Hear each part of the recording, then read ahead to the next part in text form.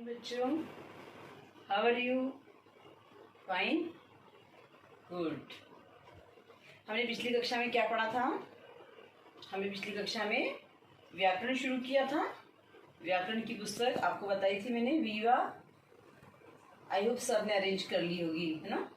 हमने व्याकरण का पहला पार्ट पढ़ा था। पहला पार्ट क्या पढ़ा था? भाषा, लिपि, बोली और व्याकरण, है ना। सबको समझ में आया? मैंने आपको 5 क्वेश्चन भी दिए थे फिर कॉपी में लिखने के लिए। सबने 100 पेज की कॉपी बनाई होगी और उसमें व्याकरण के क्वेश्चन लिखे होंगे। साथ में आपको याद भी करना है, ठीक है। तो भाषा आपको समझ में आई कि भाषा हमारे विचारों के आदान प्रदान के माध्यम को भाषा कहते हैं, है ना। हमने भाषा, बोली, राजभाषा, राष्ट्रभाषा, है ना, ये सब पढ़ा था और सब आपको याद भी करना है। पुस्तक में सारे आंसर मिल जाएंगे आपको। आई होप सबको मिल गए होंगे, है ना। सारे आंसर बुक में ही है, ऐसा कोई आंसर नहीं है जो आप नहीं लिख सकते, ठीक है। अब हम आज पढ़ेंगे आपके व्याकरण का दूसरा पार्ट। क्या है? वर्ण विचार। इसमें पहला था भाषा, बोली, लिपि, दूसरा है वर्ण विचार।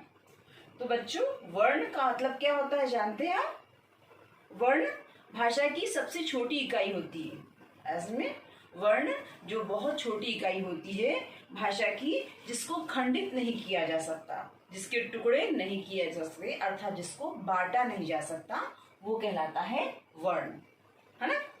लिपि तो जानते हैं आप, है ना, कि भाषा लिखने के लिए जिन ध्वनि चिन्हों का प्रयोग किया जाता है उसे हम लिपि कहते हैं। और लिपि वर्णों को लिखने का एक ढंग होता है, जिसमें प्रत्येक वर्ण के लिए एक लिपि चिन्ह होता है, ठीक है। जैसे क, अ, ई आदि। वर्ण भाषा की सबसे लघुत्तम छोटी इकाई है। वर्ण को मूल ध्वनि भी कहते हैं। वर्ण को मूल ध्वनि भी कहते हैं। प्रत्येक उच्चरित ध्वनि को लिखने के लिए लिपि चिन्ह की आवश्यकता होती है। यह लिपि चिन्ह ही वर्ण कहलाता है। ऐसे में ये लिपि चिन्ह क्या कहलाता है?